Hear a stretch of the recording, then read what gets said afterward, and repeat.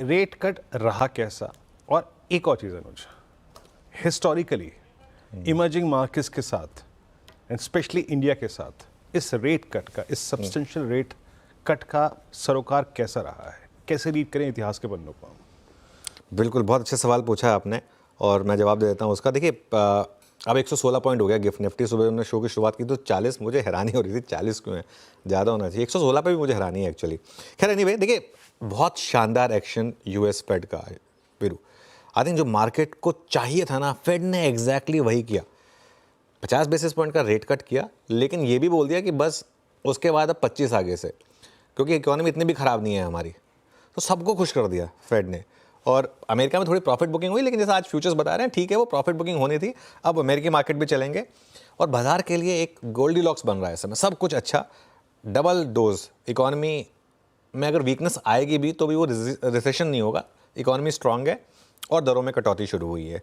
Dollar yen भी 144 पर आ गया। वो कैरी ट्रेड का रिस्क भी गायब हो रहा है, जो कल एक बड़ा रिस्क बन रहा था एकदम से मार्केट में, वो भी गायब हो रहा है। मार्केट में जब चीज़ें होती हैं ना, सब साथ में होती हैं। और कल की बड़ी गिरावट के बाद मुझे लग रहा है आज आईटी शेयरों में अच्छी रैली होगी और बैंक निफ्टी वैसे भी नए हाइक के साइन आपको दे ही रहा है। अब आपने एक बहुत अच्छा सवाल पूछा कि हिस्ट्री हमें क्या कहती है। हमेशा कहते हैं ना, history never repeats but it rhymes, और हिस्ट्री से लेसन हमेशा लेने चाहिए। यूएस फेड और भारतीय मार्केट में जो हो रहा है उसके अगर बात की जाए तो 3 दशक का डेटा है हमारे पास। हम तो वैसे भी खैर हमारी मार्केट में जैसे कहते हैं ना, कोई डर तो है नहीं, यूएस फेड के उससे कोई मुंह तो आ नहीं रहा है। 10 बार ऐसा हुआ है कि फेड ने 50 बेसिस पॉइंट का रेट कट किया है और ऑन एन एवरेज अगले दिन निफ्टी ने 1.6% का रिटर्न दिया है। आज एक्सपायरी डे भी है, क्या 1.6%? खैर 1.6% बहुत ज़्यादा हो जाएगा आज की डेट में, परसेंटेज के मतलब पॉइंट्स के हिसाब से करीब करीब 350-400 पॉइंट हो जाएगा। पिछले थर्सडे को खैर ऑलरेडी हम एक बड़ी रैली देख चुके हैं, तो ऐसा तो नहीं है कि हमारी मार्केट 400 पॉइंट की रैली पहले नहीं दिखाई है, मार्केट ने दिखा सकती है। खैर एनीवे, जो भी करें स्टॉप लॉस के साथ करें। 3 दशक में नॉर्मली फेड ज़्यादा 25 बेसिस पॉइंट का रेट कट करता है, लेकिन सबसे इंटरेस्टिंग चीज़ 34 साल में 6 बार ये साइकिल चेंज हुई है।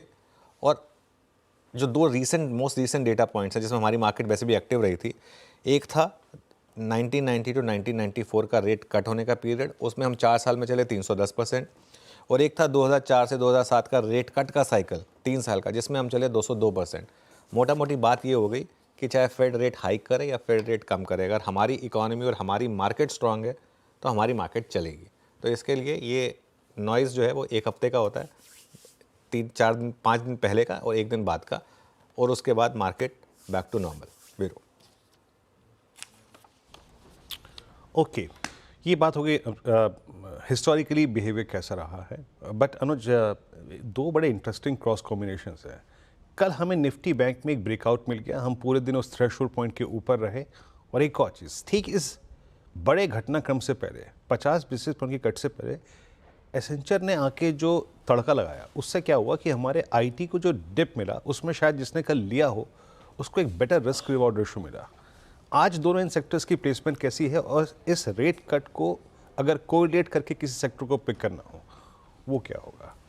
बहुत अच्छा सवाल है। मेरे ख्याल से आईटी कल पहले ही गिर गया था, आईटी एक एक्सक्यूज़ ढूंढ रहा था, एक्सेंचर ने वो एक्सक्यूज़ प्रोवाइड कर दिया वीरू। वो मतलब इतना नहीं गिरना चाहिए था इंडेक्स। आई थिंक वो फेड वाला मामला नहीं होता तो इतना नहीं गिरता। तो आज मुझे लग रहा है कि आईटी में रिकवरी होनी चाहिए, उस लेवल की भले ही ना हो, लेकिन आईटी में रिकवरी होगी। वैसे भी आईटी ने कल एक ही दिन में आपको 20 और 50 के बीच का मूव दे दिया, नॉर्मली वहाँ से बाइंग आती है। आईटी के लिए जैसा मैं कह रहा हूँ ये खबर पॉजिटिव है, क्योंकि एक तो आपका रेट कट होगा और एक आपका इकोनॉमी भी ठीक ठाक है, तो आपकी टॉप लाइन भी ठीक रहेगी, वैल्यूएशन भी बढ़ेगी, इसका मतलब स्टॉक चलेंगे।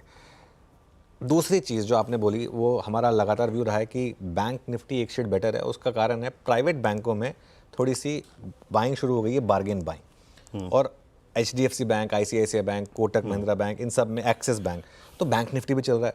तो इसका मतलब क्या है? एक पॉसिबिलिटी है कि वो जो 27272 का मैंने एक व्यू लिया है उसकी शुरुआत हो आज से, आज की उस स्विंग से उसकी एक शुरुआत हो। हाँ, एक स्टॉप लॉस रहेगा सिस्टम में 25,150 का। 25,150 के नीचे अगर बंद हो गए तो ये theory out of the window, लेकिन उसके ऊपर जब तक हम टिके हुए हैं 27272, तो रिस्क रिवॉर्ड देखिए आप 25,150। चलिए अब आप मान लीजिए कि हम 25,450 पर खुल रहे हैं एक बार के लिए, इसको मान लेते हैं, तो 300 पॉइंट का रिस्क और 2,000 पॉइंट का रिवॉर्ड, करीब 1,800 पॉइंट का रिवॉर्ड। इससे बेटर आपको रिस्क रिवॉर्ड क्या चाहिए? चलिए, तो ये इंडेक्स